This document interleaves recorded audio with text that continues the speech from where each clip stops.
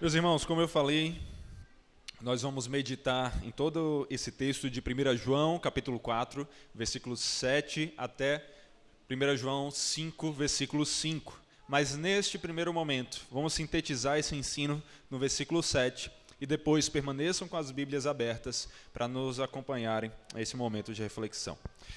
1 João, capítulo 4, versículo 7, diz assim: Amados, amemo-nos uns aos outros, porque o amor procede de Deus, e todo aquele que ama é nascido de Deus e conhece a Deus.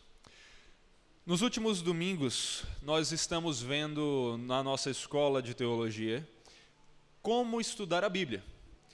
E um dos pontos mais importantes para isso é o de identificarmos as palavras mais essenciais, as palavras-chave do texto. Qual é o caminho para isso? Um dos passos que podemos seguir é notarmos a quantidade de ocorrências de uma palavra. E quando nós fazemos isso, conseguimos identificar melhor o que é o ensino do texto. Nós já temos aqui, nesse texto, uma ênfase muito grande na palavra amor. Se quando olhamos para Filipenses, nós a chamamos da epístola da alegria, quando olhamos para 1 João, percebemos que temos aqui uma epístola predominantemente sobre amor.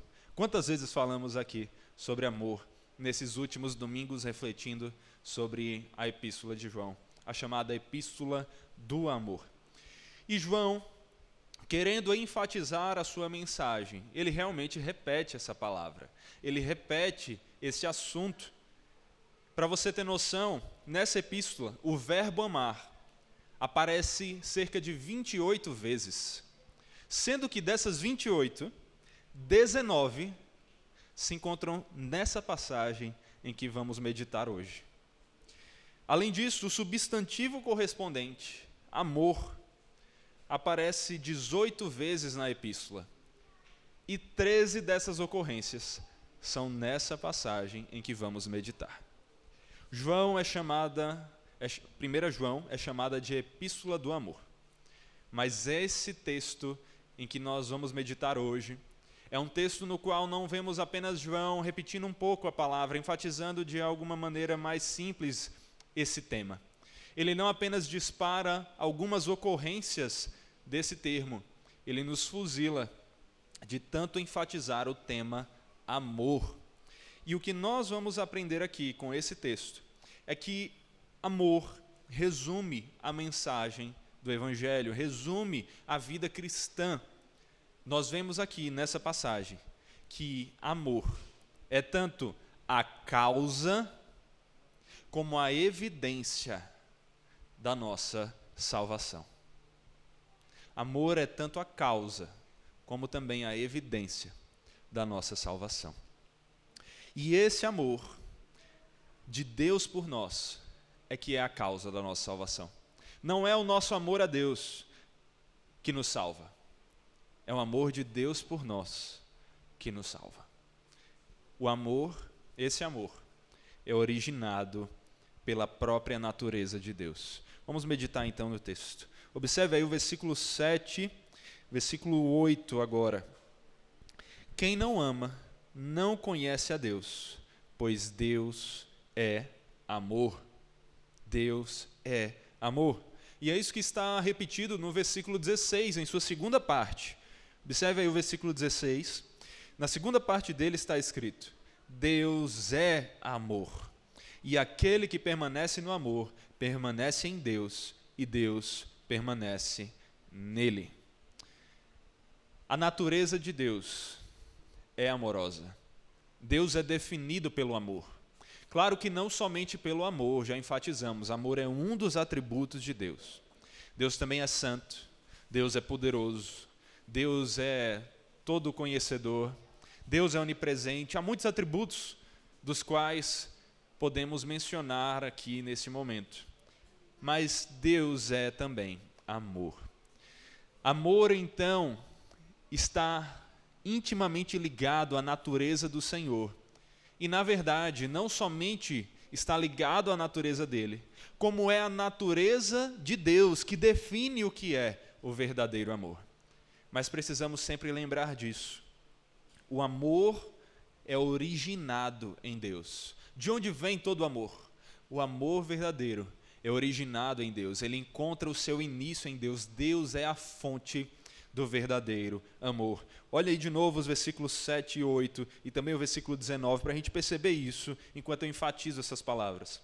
Amados, amemo-nos uns aos outros, porque o amor procede de Deus. O amor vem de Deus. Ele é originado de Deus. Deus é a fonte do amor. E todo aquele que ama é nascido de Deus e conhece a Deus.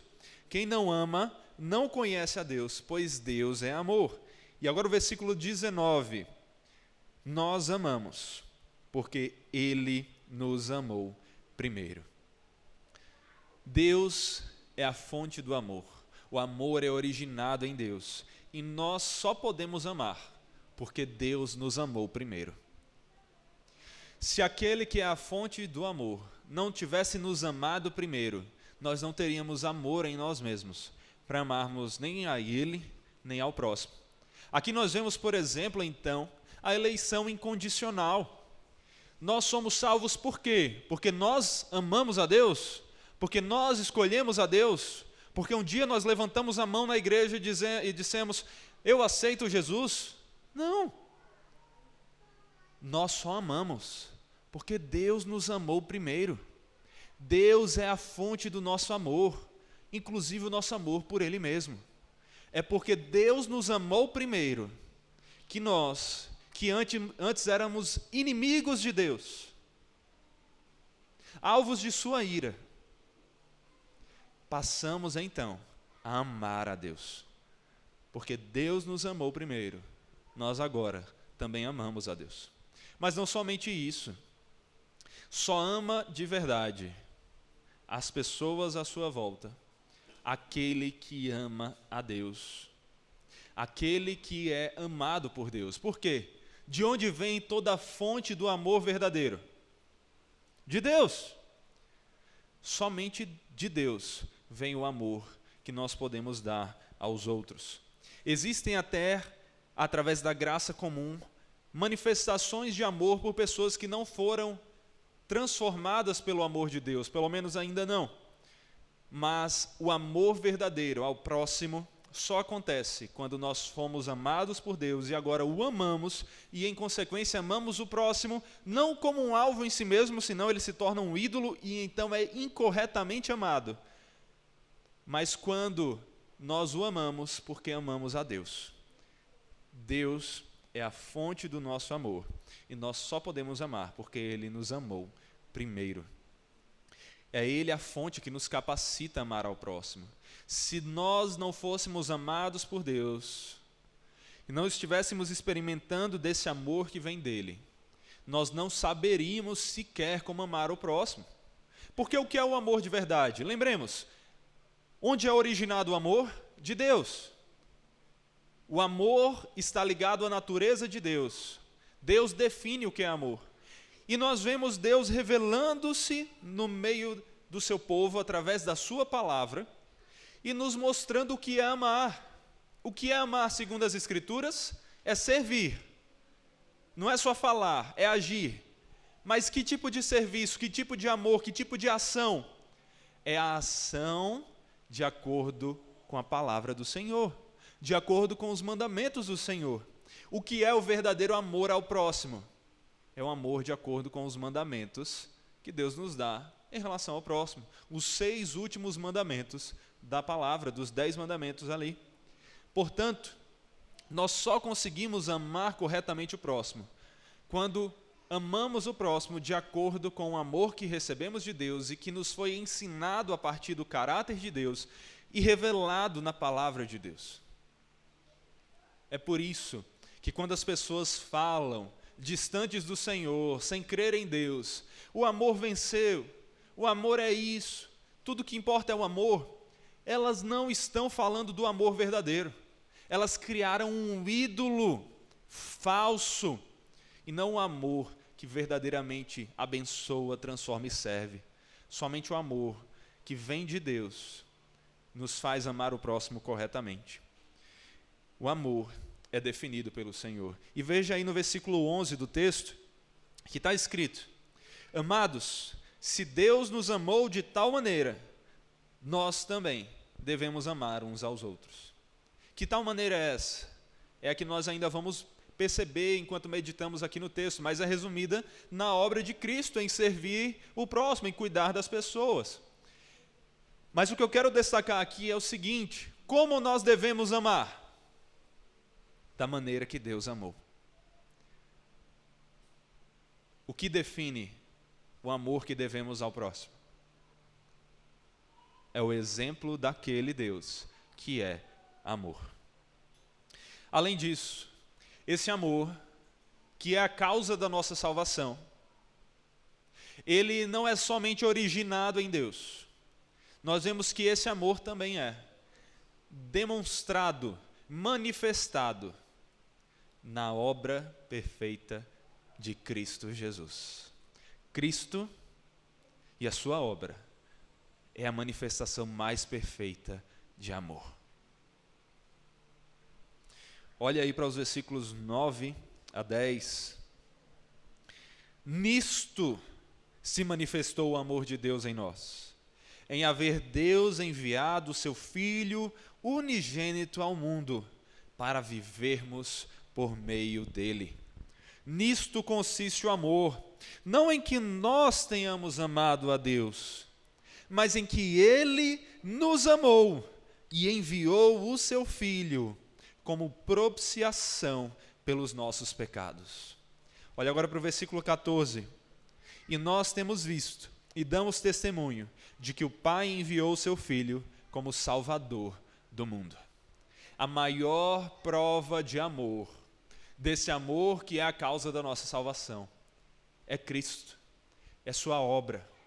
É só porque Deus nos amou e nos amou por meio da obra de Cristo Jesus que nós temos a nossa salvação.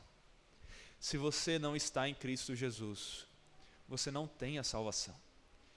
Porque somente aqueles que experimentam do amor de Deus manifestado em Cristo Jesus têm a salvação. Cristo é a causa da salvação. Longe de Cristo não há salvação. E é por isso que enfatizamos: se você não tem certeza de que se encontra em Cristo Jesus, arrependa-se dos seus pecados, corra para Cristo e encontre em Cristo a amorosa causa da sua salvação. Cristo é a maior manifestação de amor. Você quer ser amado? Você quer experimentar do amor? Se encontre em Cristo. Ele é a verdadeira manifestação do amor. Eu e a Raíssa começamos a assistir recentemente uma série chamada Boris Corpus, né?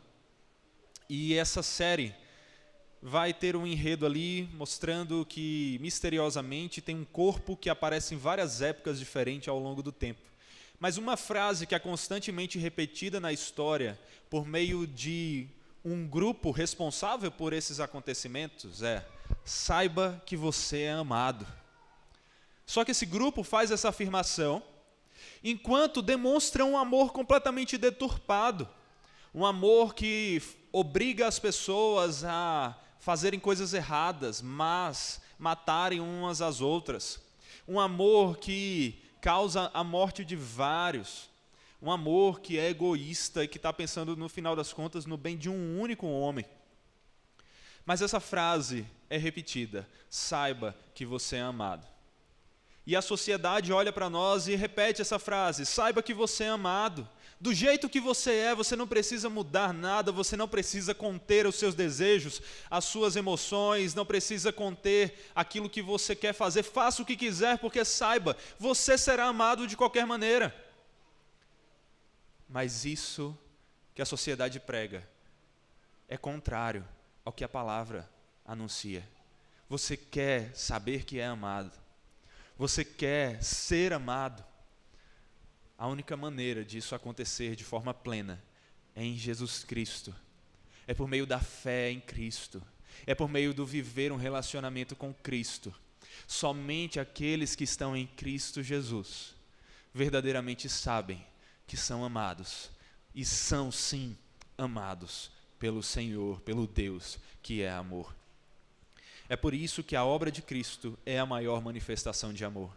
Como nos diz um dos versículos mais conhecidos da Escritura, porque Deus amou o mundo de tal maneira que deu o seu Filho unigênito, para que todo aquele que nele crê não pereça, mas tenha a vida eterna em Cristo Jesus, nosso Senhor. Cristo é a maior manifestação do amor, que é a causa da nossa salvação.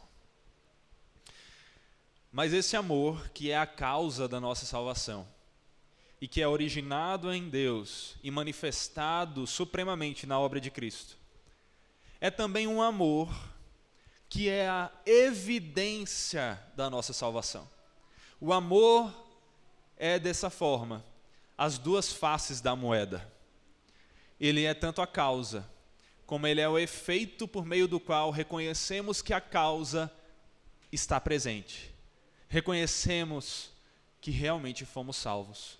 É pela presença do amor. O amor é a evidência da nossa salvação. Esse amor é manifestado em obediência aos mandamentos. Olhe agora para o texto e vamos meditar em vários versículos aqui para percebermos isso. Mais uma vez, vamos fazer que nem João, vamos fazer que nem Deus escolheu fazer e olharmos mais de uma vez para o ensino da importância do amor, meditarmos mais de uma vez nesse ensino tão relevante para a nossa vida. Versículos 7 a 8. Amados, João nos chama de amados porque, saiba, se estamos em Cristo, nós somos amados. Amemo-nos uns aos outros, porque o amor procede de Deus.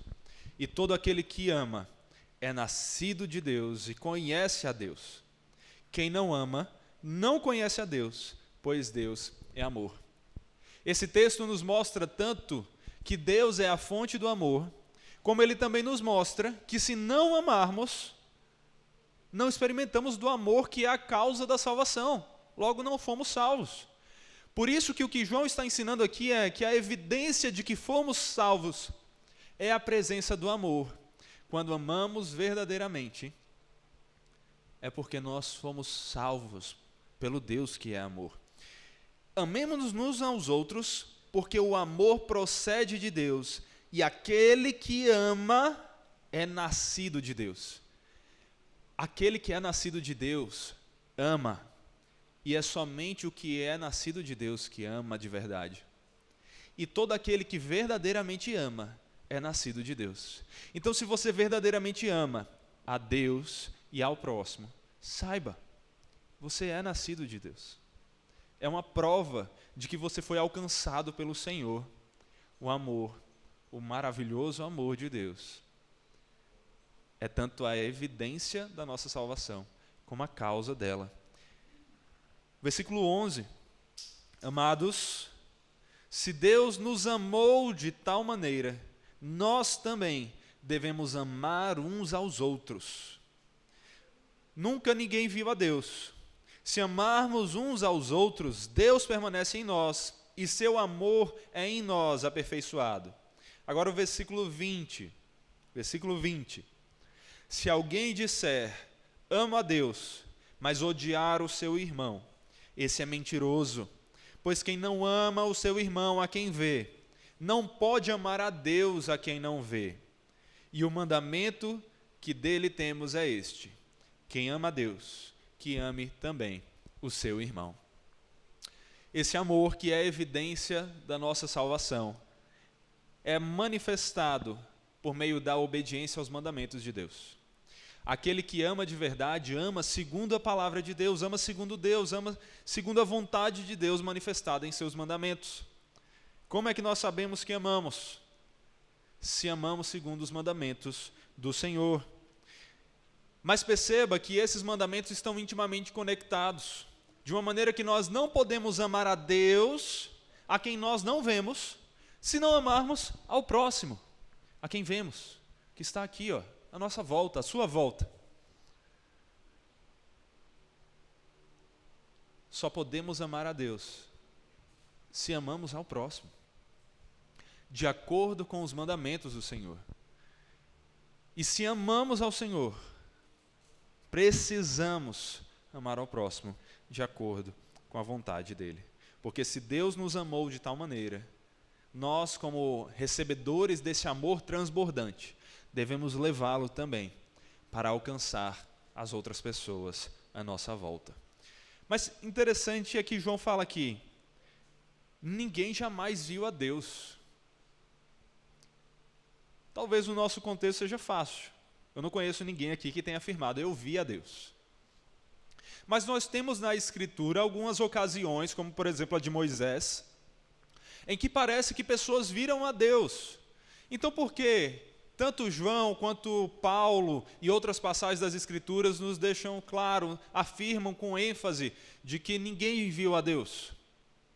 Em primeiro lugar, é porque João está querendo aqui negar uma visão que os falsos profetas pareciam estar alegando, de que eles haviam visto a Deus de uma maneira totalmente diferente e que, portanto, haviam recebido dele uma nova profecia, uma nova maneira de agir, que apenas os escolhidos e iniciados nessas práticas secretas e ocultas deles poderiam experimentar e viver. Mas João nega isso daqui. João deixa claro que, na verdade, ninguém nunca viu a Deus dessa maneira. Porque o que nós vemos é o que o próprio evangelista diz em seu evangelho. Lá em 1 João 1,18, que nos diz que ninguém jamais viu a Deus, senão mediado por Jesus Cristo. Jesus é, conforme o autor aos Hebreus vai dizer, o resplendor da glória de Deus e a expressão exata do seu ser. Onde nós vemos a Deus? Através de Cristo Jesus. Então, quando João diz aqui que ninguém viu a Deus, em um primeiro momento podemos entender que ele também está querendo afirmar que ninguém nunca viu a Deus como não mediado por Cristo Jesus. E esses falsos profetas estavam negando a Cristo de várias maneiras, como se eles pudessem ver a Deus sem ter visto a Cristo, sem crer na encarnação de Cristo, sem crer no Cristo conforme revelado pelas Escrituras. E João diz, não. Cristo é a manifestação exata do ser de Deus. Somente por meio de Cristo Jesus é que podemos ver a Deus. Mas não é só isso. João também quer afirmar aqui, como Colin Kruse diz, que embora ninguém possa afirmar ter visto a Deus, exceto o Filho único de Deus, os crentes que amam uns aos outros demonstram que o Deus invisível vive neles. Este ensinamento pretende assegurar aos leitores que eles realmente conhecem a Deus, apesar do que os separatistas, ali aqueles falsos profetas que estavam causando divisão, possam dizer em contrário. O que João está querendo dizer aqui é, esses falsos profetas, que não se importam uns com os outros, com o próximo, que não amam o próximo, estão mentindo quando afirmam que viram a Deus. Primeiro, porque não temos como ver a Deus sem ser por meio da mediação de Cristo Jesus, a quem eles estão negando. E segundo, que só viu a Cristo pelos olhos da fé, aquele que verdadeiramente ama ao próximo em resposta a essa fé. João está desmentindo o que esses falsos profetas estavam pregando e enfatizando que o ver o próximo, e não somente ver de perceber com os olhos, mas de ver, de cuidar e de servir, de demonstrar o amor, é o caminho pelo qual nós, por meio da fé, vemos a Cristo, aquele que um dia manifestará de forma completa a imagem e expressão exata do ser de Deus para nós, por toda a eternidade. Cristo é Deus e é por meio dele que nós vemos a Deus. O que João está dizendo aqui sobre essa importância da conexão do amor ao próximo e amor a Deus, é o resumo dos 10 mandamentos, o resumo que Jesus nos dá, os 2 grandes mandamentos, como Jesus diz lá em Lucas 10, 27. Ame o Senhor seu Deus de todo o coração, de toda a sua alma, de todas as suas forças e entendimento, e ame ao próximo como você ama a si mesmo. Essas 2 coisas, esses 2 mandamentos estão intimamente conectados, de uma maneira que somos incapazes de cumprir um sem cumprirmos o outro. Somos incapazes de amarmos a Deus se não amarmos o próximo. E somos incapazes de amarmos o próximo se não amarmos a Deus. Como nós sabemos se amamos a Deus? 1 João, capítulo 5 agora. Vai para o capítulo 5, versículo 1. A segunda parte do texto diz: E quem ama aquele que o gerou, ama também o que dele é nascido. Aquele que ama a Deus que nos gerou, que gerou a Cristo, ama também aquele que é nascido de Deus. Nós só podemos amar a Deus se amarmos ao próximo. Mas além disso, como sabemos quem ama ao próximo? Agora vá para o versículo 2 do capítulo 5. Nisto sabemos que amamos os filhos de Deus, quando amamos a Deus e praticamos os seus mandamentos. Sabemos que amamos o próximo por meio do amor a Deus. E sabemos que amamos a Deus por meio do amor ao próximo. É um ciclo. Não temos como chegar a um desses lados sem também, consequentemente, necessariamente, chegarmos ao outro. Aquele que ama a Deus tem que amar ao próximo. E aquele que ama ao próximo tem que amar a Deus. É por isso que, dentre outras coisas, podemos concluir aqui que é errado aquelas pessoas que não valorizam o viver em comunidade. Porque elas dizem: eu consigo ter um relacionamento com Deus na minha casa. Mas João está desmentindo isso aqui. João deixa claro que não temos como amarmos a Deus na nossa casa, excluídos do próximo. Porque para amarmos a Deus precisamos amar o próximo. E aqui nós vemos a importância da igreja. Porque onde nós demonstramos o amor a Deus? Demonstramos esse amor no serviço ao próximo. Mas onde é que esse serviço ao próximo é visto em sua maior completude? É no amor aos irmãos em Cristo, na igreja local. Você não pode ser um crente de internet. Você não pode ser um crente que vive sem igreja, tendo as condições de ir para uma igreja saudável. Porque você precisa de uma igreja saudável para demonstrar o amor aos irmãos, de acordo com o amor a Deus, e então amar a Deus e aos irmãos. E é por isso que esse amor, que é a evidência da nossa salvação, ele é manifestado na obediência aos mandamentos, porque todos os mandamentos se resumem em uma só coisa: amor. Amor a Deus acima de todas as coisas, e ao próximo como a nós mesmos. Você quer confirmar se você foi salvo? Verifique como está o seu amor. Não só a Deus isolado na sua casa, mas ao próximo, a quem você vê. Deus não tem pecado. Deus é santo, puro e perfeito. É fácil amarmos a Deus.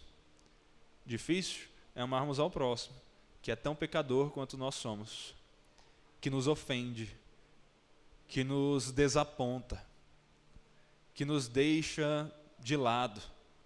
Mas mesmo assim, temos que amar. Quer amar a Deus? Você precisa amar como Deus amou.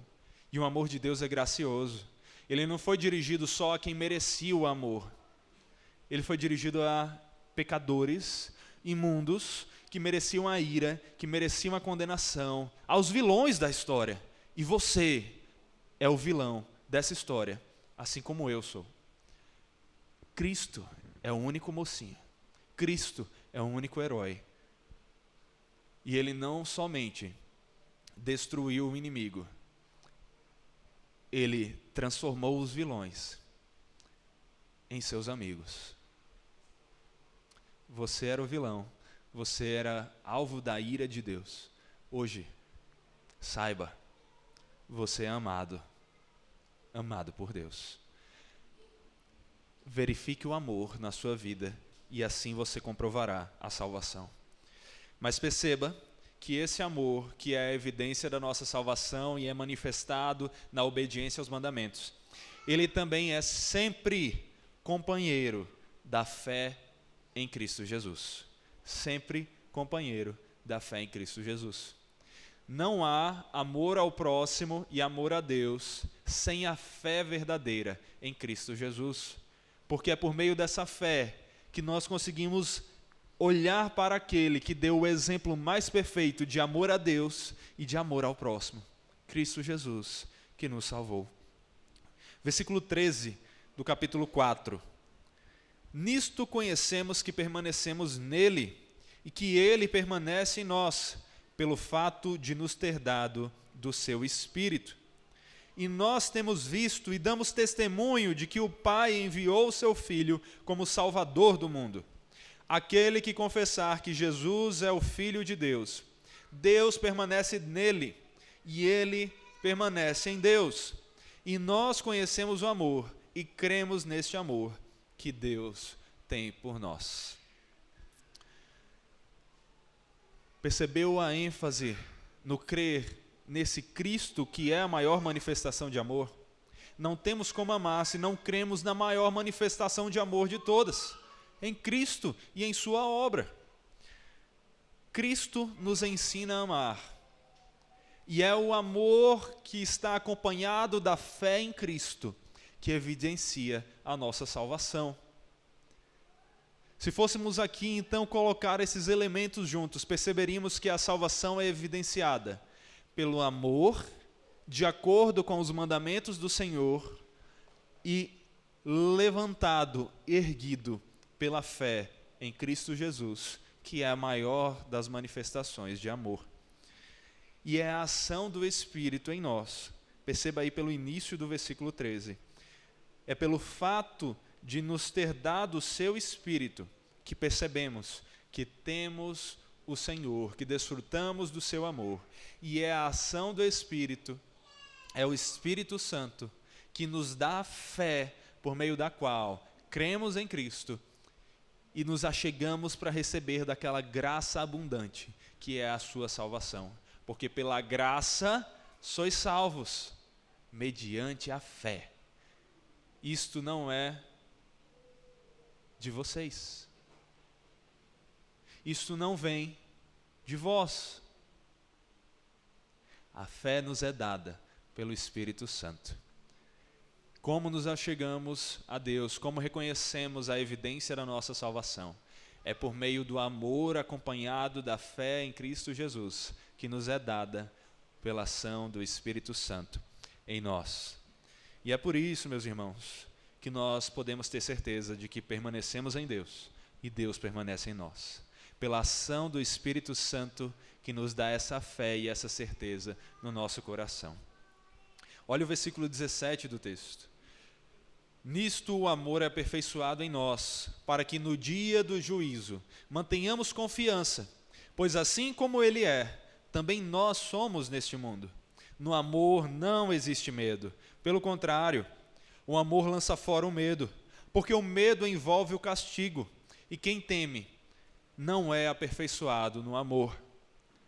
A fé amorosa, o amor que crê, ele nos faz excluir todo medo do juízo, todo medo da condenação. Mas perceba, como é que esse verdadeiro amor, acompanhado da fé, tira de nós o temor? Se as Escrituras tantas vezes nos afirmam que o temor a Deus é o princípio da sabedoria, é algo essencial para a vida cristã. Aqui temos uma contradição, temos as Escrituras negando, por um lado, que devemos temer, enquanto em outras passagens afirma que devemos. Não, precisamos entender os termos em seus contextos. O que João está falando aqui não é que devemos deixar de temer a Deus no sentido que as Escrituras nos mandam fazer isso em outras passagens, no sentido de o respeitar, o reverenciar, sabermos que estamos diante de um Deus grande, poderoso, muito maior do que nós somos. O que João está falando aqui é que quando a nossa salvação é evidenciada pelo amor que crê em Cristo, nós não precisamos ter medo da condenação, não precisamos temer o dia do juízo, porque temos evidências de que aquele que é a fonte do amor nos amou ao ponto de nos dar o seu Filho para morrer em nosso lugar e nos dar a salvação. É nesse sentido que nós não precisamos mais temer. Você precisa temer a Deus no sentido de reverenciá-lo, de respeitá-lo em sua grandeza. Mas você não deve ter medo e não deve temer no sentido de medo da condenação, porque aqueles que estão em Cristo não têm mais nada para temer, porque em Cristo Jesus não há mais condenação. É isso que a palavra nos diz. É isso que deve alegrar o nosso coração.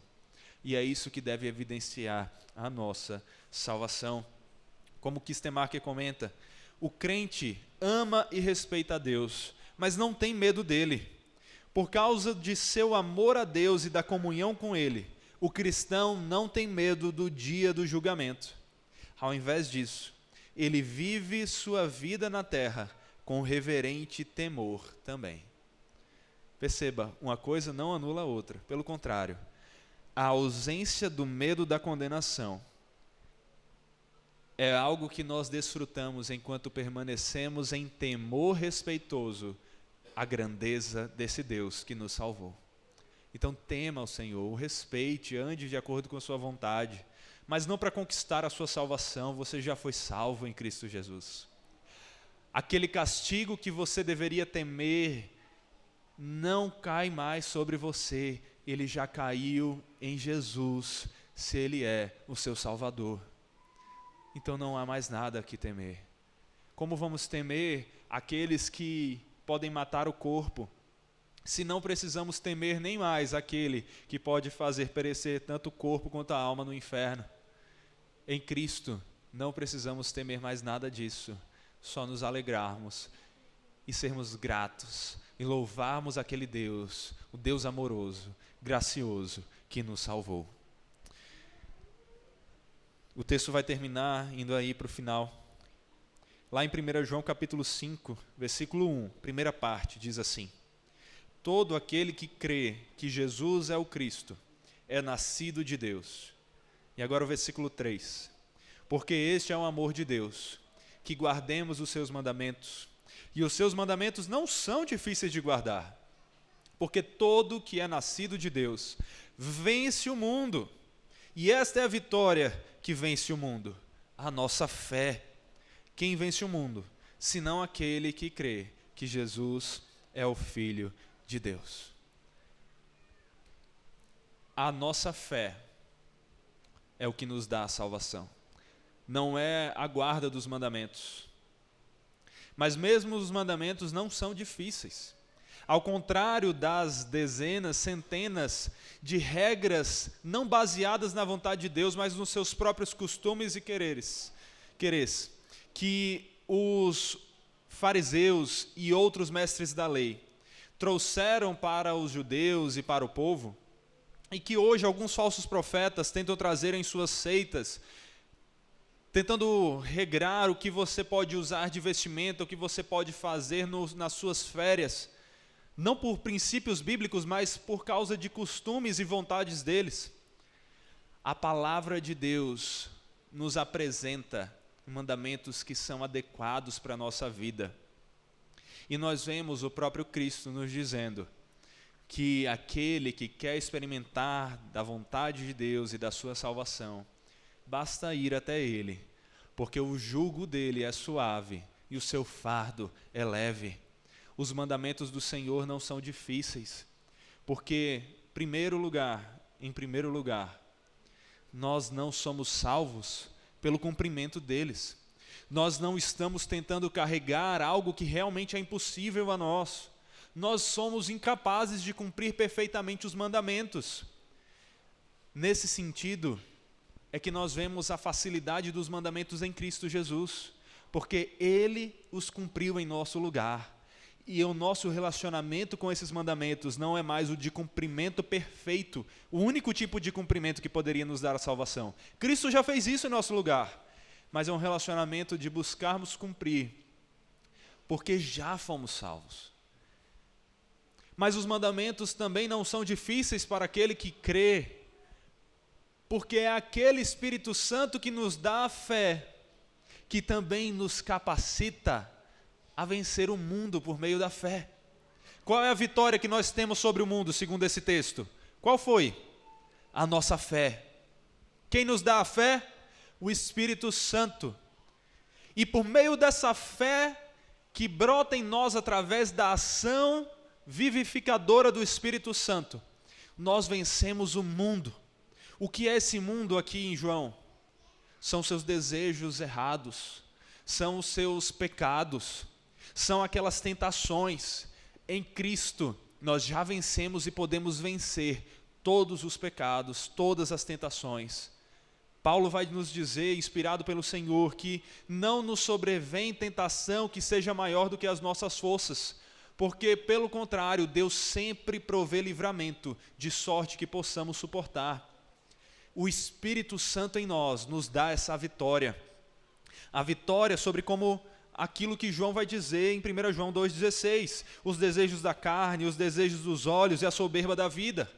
Ou sobre as obras da carne, conforme Paulo relata lá em Gálatas 5. Nós vencemos tudo isso, por quê?